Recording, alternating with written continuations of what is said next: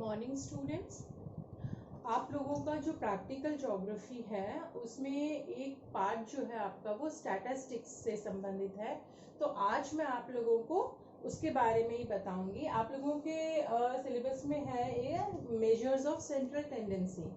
ठीक है, तो इसको हम हिंदी में बोलते हैं केंद्रीय प्रवृत्ति की माप। केंद्रीय प्रवृत्ति की जो माप है इसको हम सांख्य के एवरेज जो है, सांख्य के माध्य है जो है वो भी बोलते हैं। और ये इसमें क्या होता है कि जो भी हमें डेटा दिए हुए होते हैं, जो समंक श्रेणी होती है, आंकड़े जो होते हैं, उनका ये एक तरह से प्रतिनिधित्व करते हैं और उनके जो सामान्य लक्षण होते हैं उनको प्रदर्शित करने वाले नंबर होते हैं, अंक होते हैं।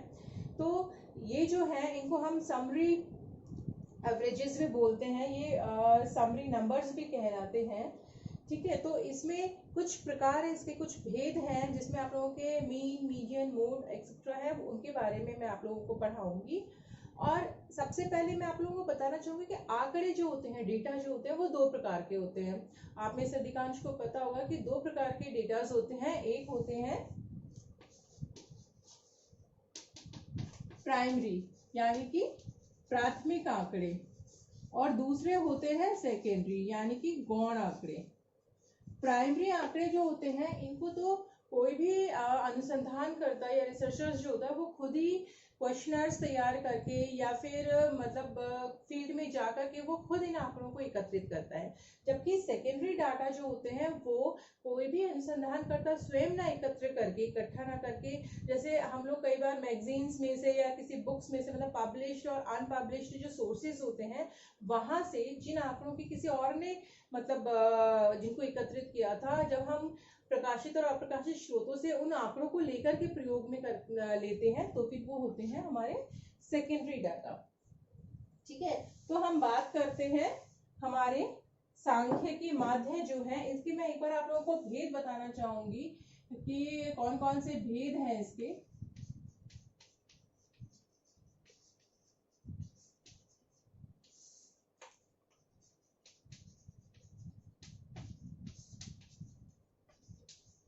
इसके जो भेद हैं इनको तीन पार्ट्स में बांटा जाता है। एक है पोजिशनल एवरेजेस, जो कि है स्थानिक औसत जो है, और इसको फिर दो पार्ट्स में बांटा जाता है।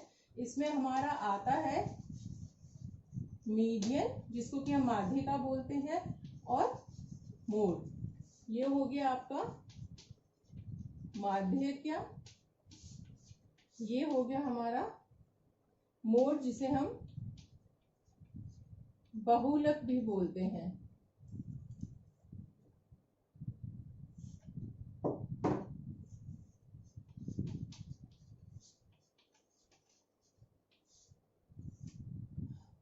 इसके बाद है हमारा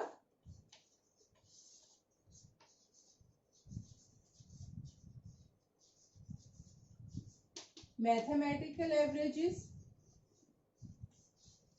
यानी गणितीय विधियां जो है, गणितीय माध्य जो है, ये जो है ये चार पार्ट से बटा हुआ है, जिसमें पहला है अरिथमेटिक मीन। अरिथमेटिक मीन जो है इसको हम ऐसे x बार से प्रदर्शित करते हैं।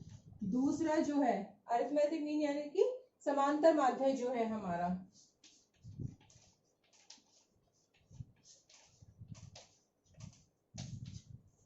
इसके बाद है आपका एक इसमें आता है हार्मोनिक मीन। हार्मोनिक मीन के बाद आपका इसमें आता है एक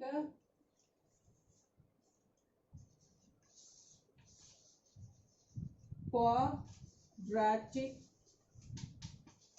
मीन, जिसे द्विघाती माध्य भी बोला जाता है। और एक है हमारा जियोमेट्रिक मीन।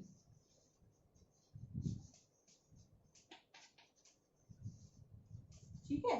इसके बाद जियोमेट्रिक मीन जो है इसको कहते हैं गुणोत्तर माध्य। इसके बाद इसका एक और वर्गीकरण है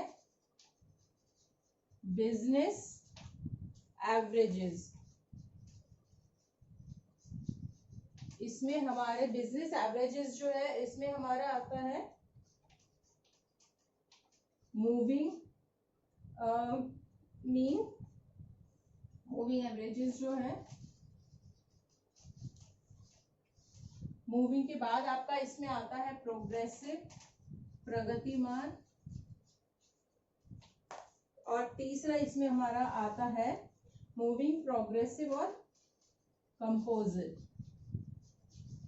एवरेज।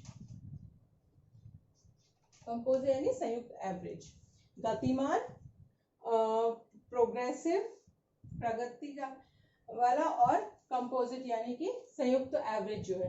ये तो बात है सांख्यिकीय माध्यों के जो भेद हैं। इसमें से कुछ ही हम लोगों को पढ़ने हैं जिनके बारे में मैं आप लोगों को एक एक करके समझाऊंगी, बताऊंगी। ठीक है, इसको मैं रब कर दूं।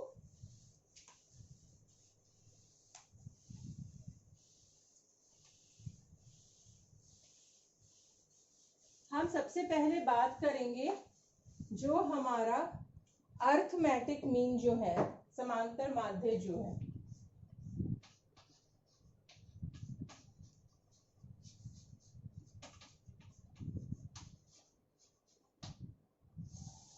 जिसको कि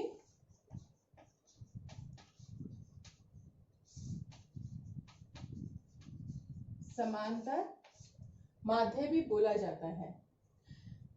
समांतर माध्य को अगर हम एक शब्द में बोले तो औसत। समांतर माध्य से क्या तात्पर्य है? औसत, एवरेज। ठीक है, तो हमें जो आंकड़े होते हैं हमारे पास, वो 3 प्रकार के आंकड़ों की श्रेणियां होती हैं। तो और तीनों प्रकार में हम गणितीय अर्थमेटिक मीन जो है समांतर माध्य, इसको कैसे हम कैलकुलेट करेंगे वो मैं आप लोगों को बताऊंगी। इसको हम x बार से प्रदर्शित करते हैं। ठीक है, और तीनों श्रेणियों में 3 श्रेणियां कौन कौन सी हमारी?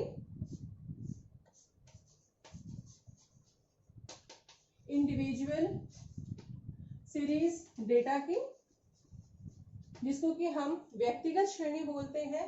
उसके बाद हमारी डिस्क्रीट सीरीज, जिसको कि हम खंडित श्रेणी बोलते हैं।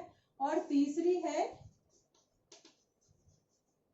कंटीन्यूअस सीरीज, जिसको कि हम अखंडित श्रेणी बोलते हैं।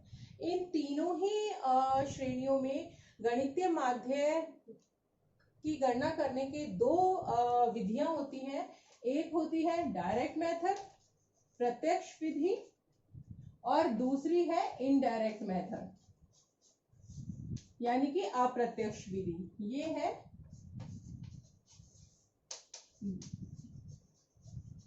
ठीक है।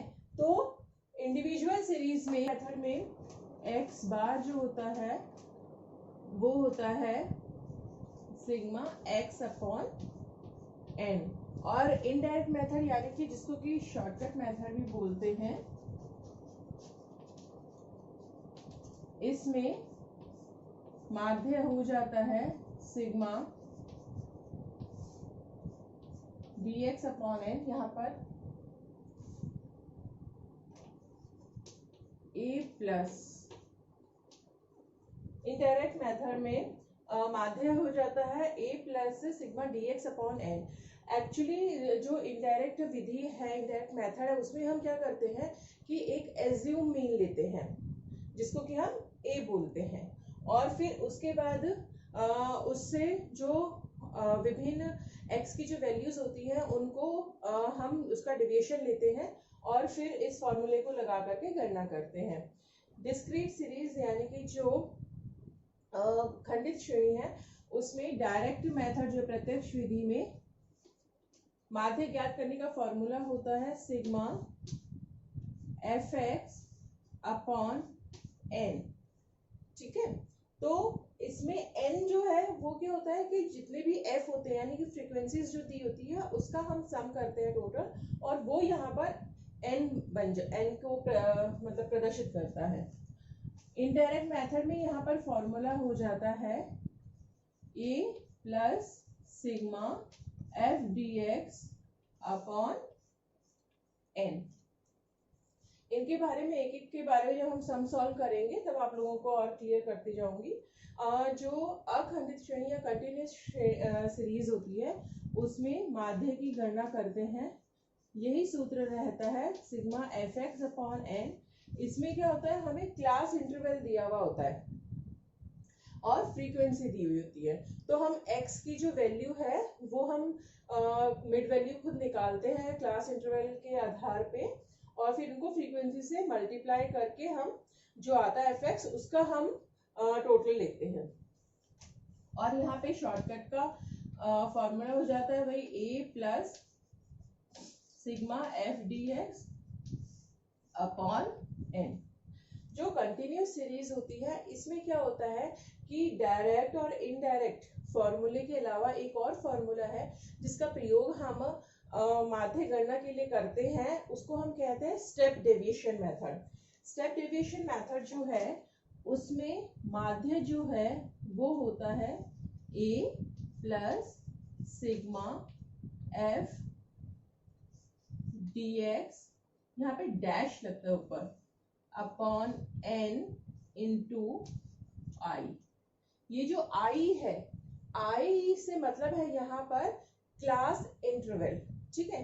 मान लो हमें 0 से 10, 10 से 20 इस तरह से दिया हुआ है, तो वो जो 10 का अंतराल है, 0 से 10 के बीच में 10 का जो अंतराल वो हमारा क्या होगा, क्लास इंटरवल होगा, और वो हमारा i जो है वो उसके लिए हम वो क्लास इंटरवल लिखेंगे, ठीक है। अब ये तो बात हो गई कि समानांतर माध्य ज्ञात करने की विभिन्न जो तीनों श्रेणियां हैं, व्यक्तिगत श्रेणी, खंडित और अखंडित श्रेणी में प्रत्यक्ष और अप्रत्यक्ष विधि के अनुसार कौन से फॉर्मूले हैं, स्टेप डेविएशन मेथड में हम कौन सा फॉर्मूला लगाते हैं।